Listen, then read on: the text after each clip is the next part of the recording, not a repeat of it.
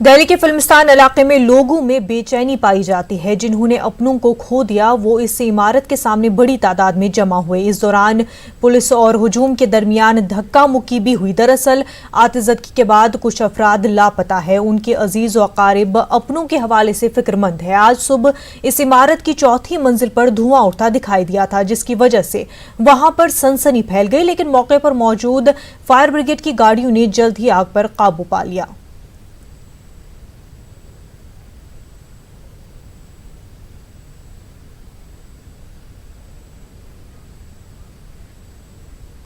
दिल्ली में आतिज़दगी के सान्हे ने 43 लोगों की जान ले ली। आग की लपेट में मुशर्रफ भी फंसा हुआ था और मौत उसके सामने थी। उसको उस वक्त अपना दोस्त मनु अग्रवाल याद आया। उसने आखिरी कॉल मोनू अग्रवाल को की और कहा कि मैं जा रहा हूं, मेरे घर वालों का ध्यान रखना। मोनू अग्रवाल से बात की हमारे नुमाइंदे राजीव तिवारी ने। मेरे साथ मौजूद हैं मुशर्रफ के दोस्त मोनू अग्रवाल। मुशर्रफ की कल जो अग्निकांड हुई थी उसमें जो उनकी मौत हो गई, लेकिन मौत के पहले जो मुशर्रफ की बात हुई थी वो मोनू से बात हुई थी। मोनू मेरे साथ मौजूद हैं।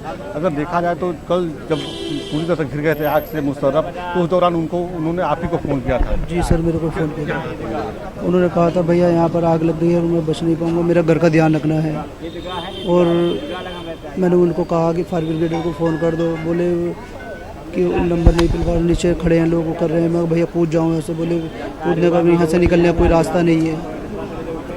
और सर मैं तो ये चाहूँगा कि अब अनुरोध करूँगा अपनी यूपी सरकार से, जैसे दिल्ली सरकार ने घोषणा की है और बिहार सरकार ने की है और केंद्र सरकार ने, तो मैं चाहूँगा अपनी यूपी सरकार से कि वो भी थोड़ा घोषणा करें और आर्थिक स्थिति को उनको समझें और उन्हें थोड़ा मुआवजा दें। मुशर्रफ ने जो आखिरी समय में बात की तो उन्होंने कहा कि मेरे घर का ध्यान रखिएगा, जिम्मेदारी आपको दी है उन्होंने। तो उनके परिवार में कौन कौन लोग हैं और अब जिम्मेदारी किस तरह से आप उठाएंगे? उनके 4 बच्चे हैं, 3 बेटी है, 1 बेटा है। बेटा भी सबसे बड़ा 8 साल का, लगभग 7-8 साल का है। 3 बेटी है छोटी छोटी। उनके पापा नहीं है, कोई भाई नहीं है। सबसे ज़्यादा क्लोज में दोस्ती में मैं ही था शायद उसका, और कोई था भी नहीं। और उसने लास्ट टाइम में भी ये कहा कि भैया मेरे घर का ध्यान रखना, मेरे बच्चों का ध्यान रखना। मैं कहा भैया मैं ध्यान रखूँगा। मैं होपलेस काफ़ी हो गया था, क्योंकि एकदम से ऐसा लगा कि मेरे पहाड़ टूट रहा है।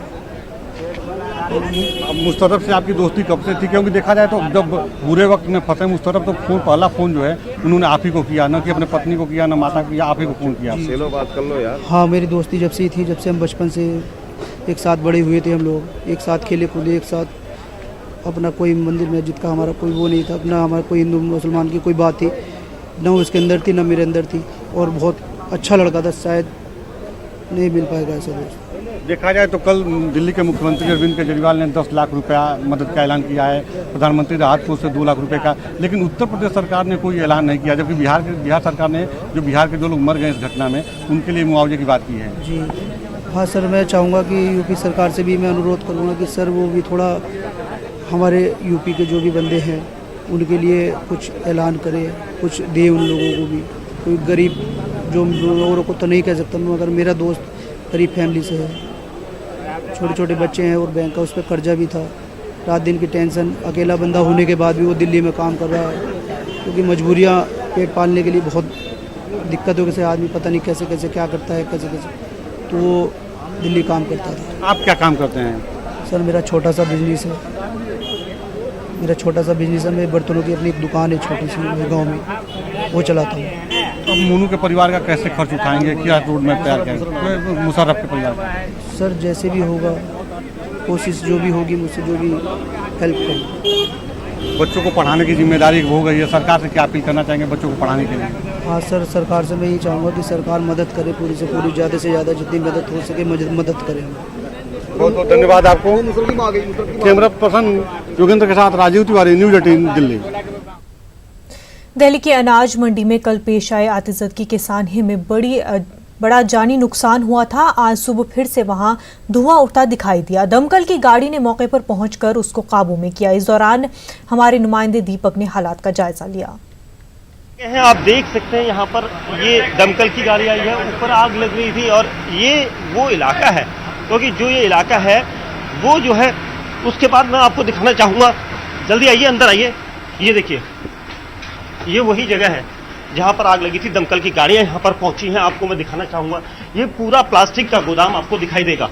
आप यहां देख सकते हैं, क्योंकि बहुत चलने के लिए अंधेरा है, कई सारी चीजें हैं यहां पर, और दमकल के पास लाइट नहीं है। हम लाइट दिखाने की कोशिश करेंगे, क्योंकि छोटी लाइट है। सर, आप यहाँ पर आए हैं, आप कंट्रोल है ना पूरी तरह से? हाँ, ये देखिए, ये धुआं आपको दिखाई दे रहा है। ये वो जगह है, एक्सक्लूसिव तस्वीर आपको न्यूज़ 18 इंडिया पर दिखाई दे रही है। यही वो जगह है जहां पर कल आग लगी थी, जिसके बाद एक बार फिर धुआं यहाँ पर सुलग रहा है, क्योंकि सबसे अहम चीज थी ये वो जगह। ये देखिए, हौश पाइप को यहाँ पर लगाया गया है। कोशिश यहाँ पर है। लाइट, हम लाइट भी आपको दिखा रहे हैं। देखिए, दमकल विभाग के पास देखने के लिए जो लाइट की कमी है उसको हम दिखा रहे हैं।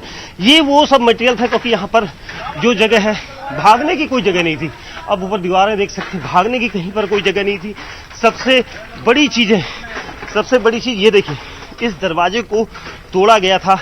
ये वो दरवाजा था, ये देखिए, यहाँ पर अंदर आपको दिखाई देगा प्लास्टिक का वो मटेरियल जो यहाँ पर सबसे ज्यादा जला हुआ था, जिसकी वजह से ये दूसरा कमरा जो आपको दिखाई दे रहा है, ये पूरा यहाँ पर वो लोग सोए हुए थे, काम कर रहे थे। इनके ये गद्दे आप देख सकते हैं, यहाँ पर सोए हुए थे।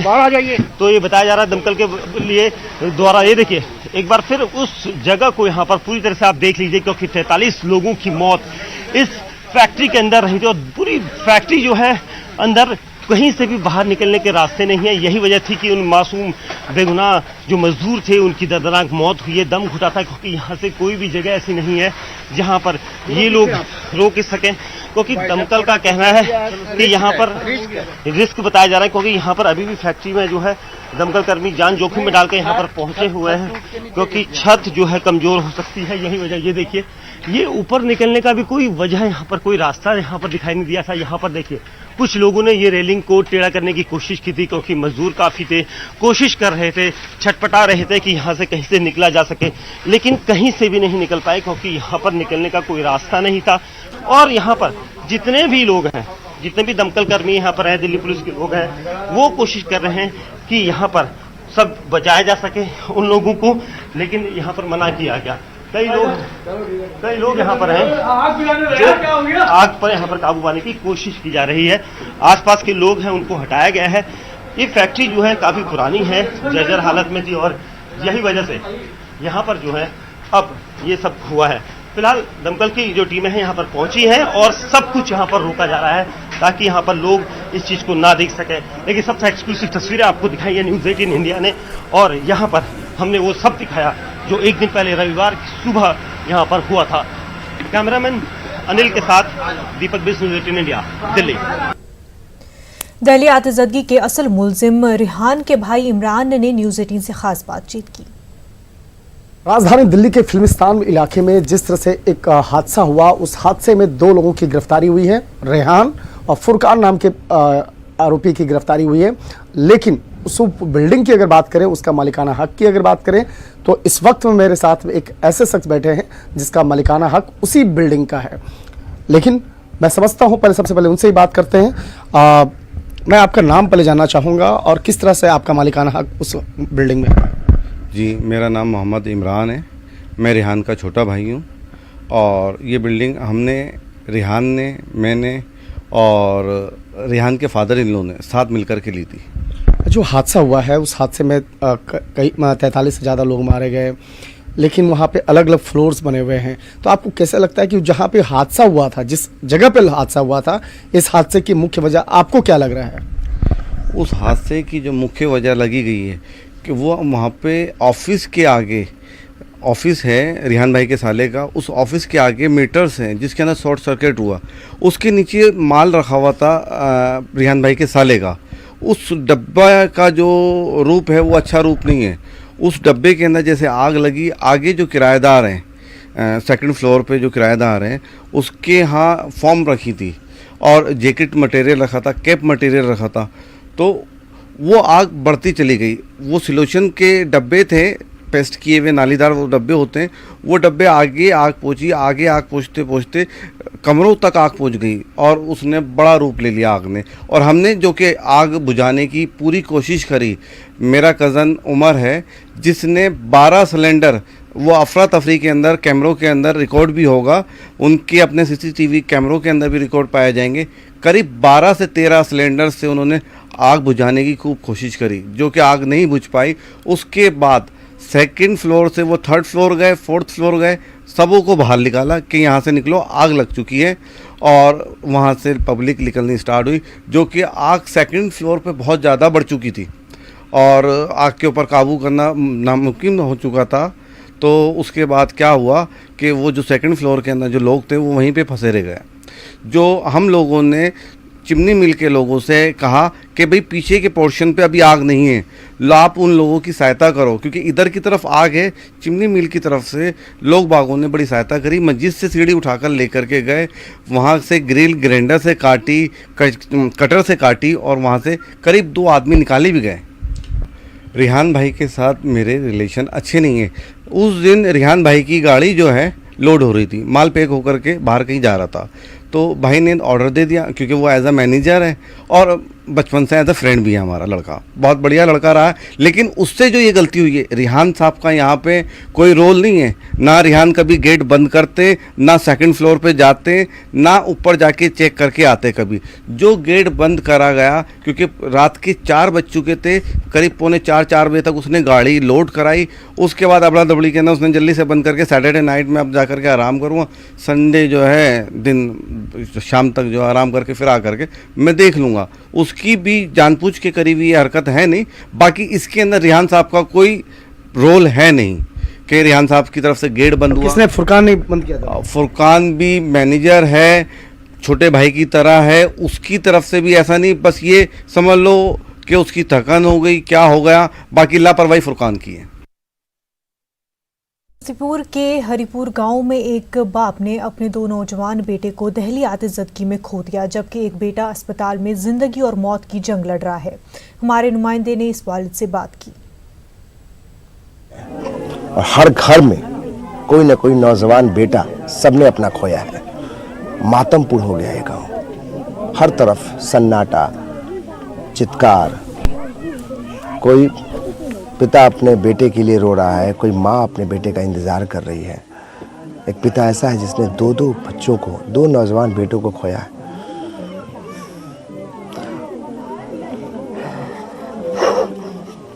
अब देखिए किस तरीके से एक बाप का जब 2 नौजवान बेटा, जिनको कहते हैं कि बुढ़ापे का लाठी होता है, दोनों बेटे उस आग में झुलस के उनकी मौत हो गई।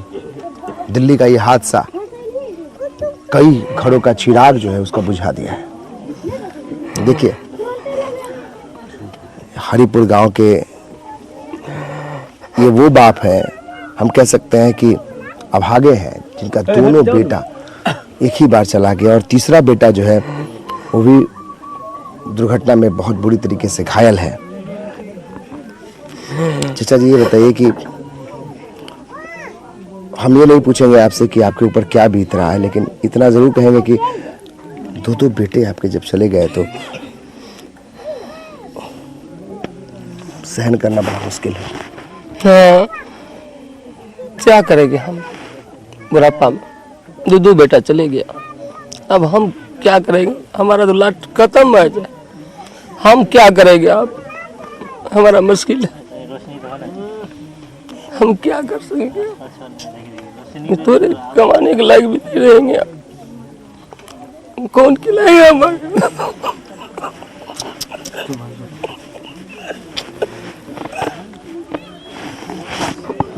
ये गरीबी है। एक गरीब परिवार अपने बच्चों को भेजता है दूर कमाने के लिए। बिहार में कल कारखाना नहीं है तो लोग दिल्ली मुंबई कमाने के लिए भेजते हैं। और जब एक बड़ा हादसा हो जाता है दिल्ली जैसा, तो उसके बाद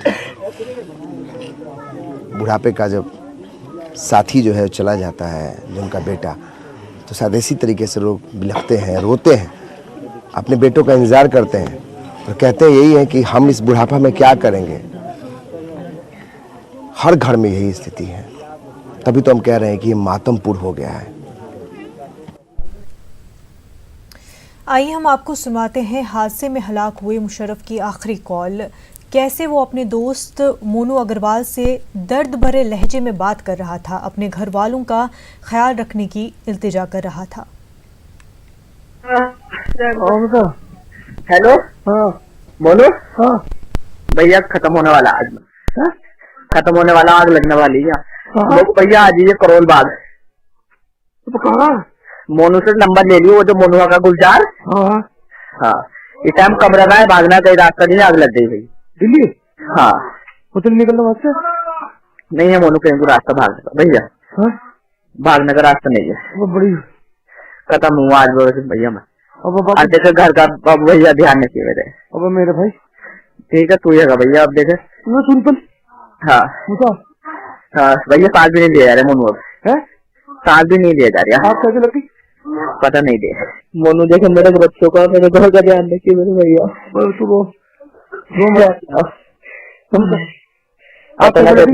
पता ना ठीक है, कोशिश कर बचने की, कोशिश कर।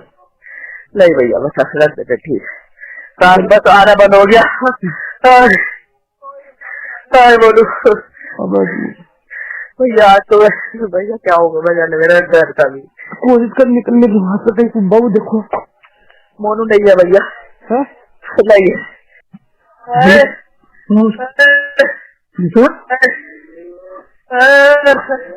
मुझा बोलू बस ये गए गाड़ी ना आई। अबे भैया बच जाओ बाबू। साथ भी ना आ गया, गाड़ी जा तो कुछ नहीं, बस अटक गया था, अटक गया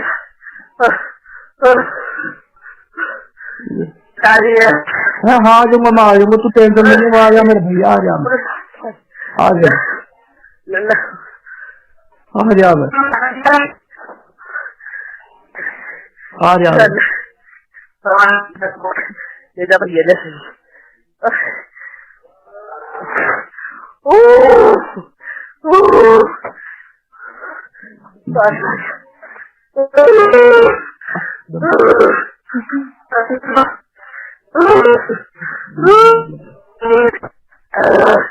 बोलो। हाँ भैया हम है